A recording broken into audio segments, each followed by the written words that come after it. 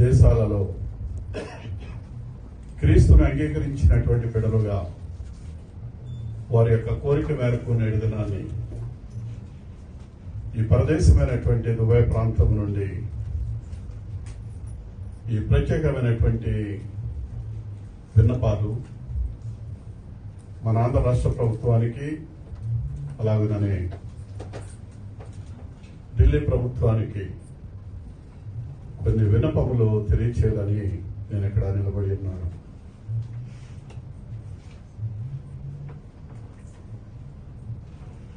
ప్రస్తుత కాలంలో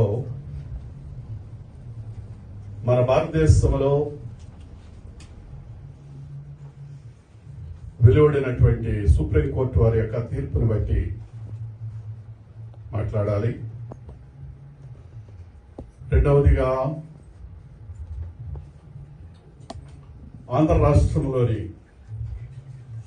భీమవరం జిల్లా ఉండి నియోజకవర్గము ఆకివీడు ప్రాంతంలో ప్రస్తుత కాలంలో సంభవించినటువంటి అనిశ్చితను బట్టి కూడా మాట్లాడడానికి ఇష్టపడుతూ ఉంటున్నాను.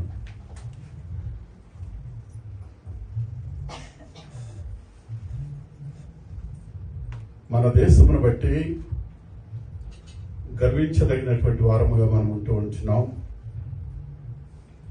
భారతీయుడిగా పుట్టినందుకు సంతోషిస్తూ ఉంటున్నాం.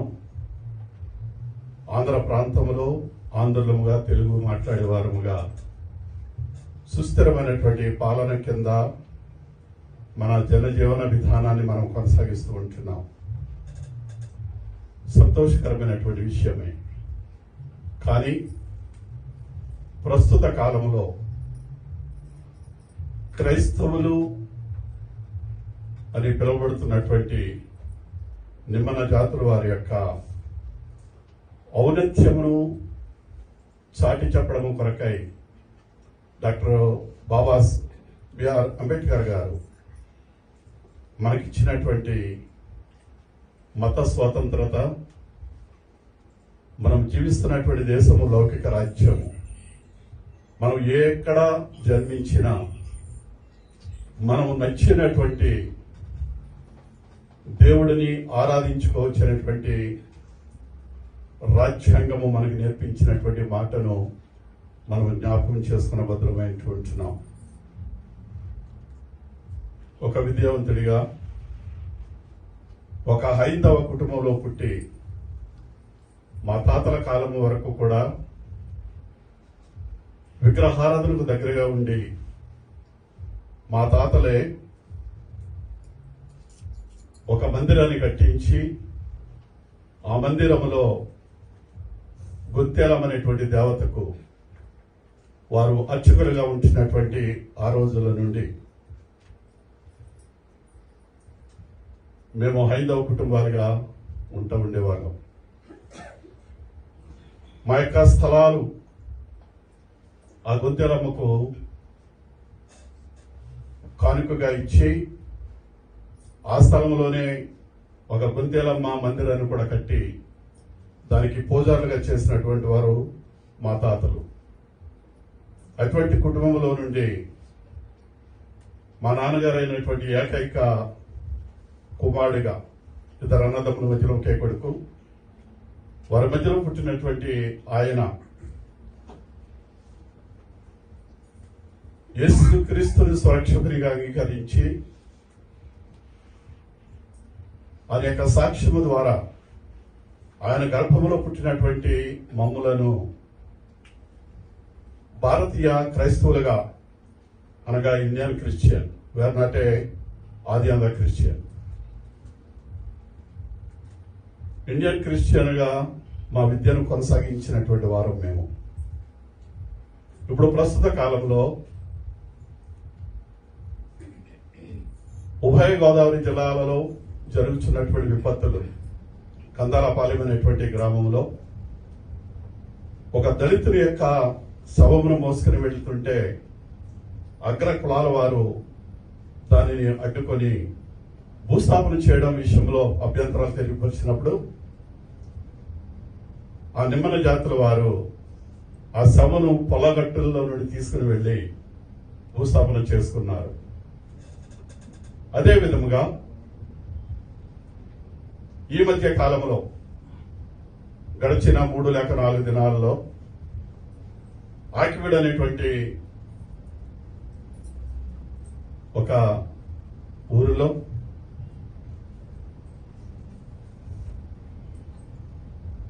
నిమ్మన జాతుల వారి మధ్యలో ఉన్నటువంటి గుత్తేలం అనేటువంటి గుడిలో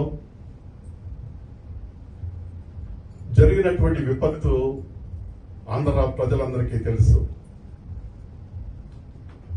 అది ఏనాడు మూసివేయబడింది.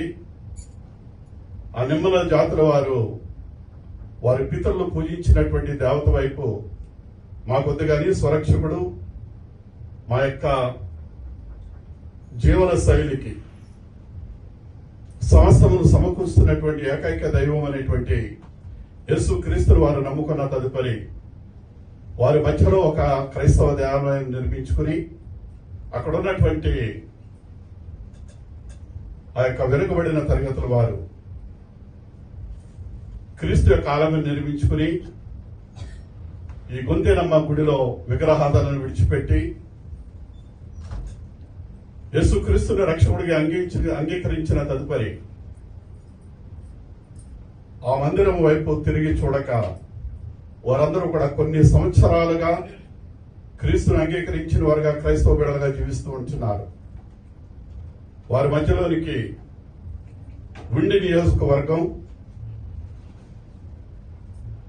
ఎమ్మెల్యే మరియు మన ఆంధ్ర రాష్ట్ర అసెంబ్లీ ఉపాధ్యక్షులుగా ఉన్నటువంటి ప్రీతమ నాయకులు RRR అంటే అందరికి తెలుస్తూ ఉంటది, రఘురామకృష్ణరాజు గారు ప్రస్తుత కాలంలో మన శాసన మండలిలో ఉపాధ్యక్షులుగా ఉంటున్నారు.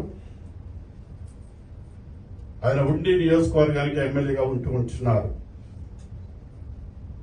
ఆయన యొక్క పిచ్చి ఏమిటో తెలియదు కానీ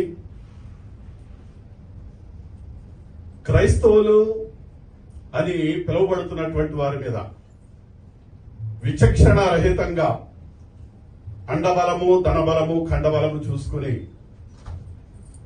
వారు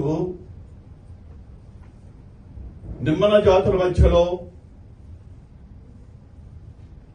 అనేక అల్లర్లు చెలరేగుతూ ఒకరిని ఒకరు కొట్టుకుంటూ చర్చకు వెళ్లేటువంటి వారిని ప్రత్యేకమైన రీతిలో వారు ఎందుకు చర్చకు వెళ్ళాలి, వారు వెనుకబడినటువంటి లేక షెడ్యూల్ కాస్ట్, షెడ్యూల్ ట్రైబ్ కి సంబంధించినటువంటి వారు కదా, వారు ఎందుకు చర్చకు వెళ్ళాలి అనేటువంటి ఒక నినాదాన్ని ఆయన పూనుకొని ఆయన నియోజకవర్గంలో ఉన్నటువంటి గ్రామాలు, పల్లెలు, పట్టణాలలో ఒక హైందవ విగ్రహాలను తప్ప ముస్లిం సోదరుల మీద, క్రైస్తవ సోదరుల మీద ఆయన తిరుగుబాటు చేసి అనేక క్రైస్తవ దేవాలయాలను కూలగొట్టడానికి ప్రధాన కారకుడు రఘురామకృష్ణరాజు గారు.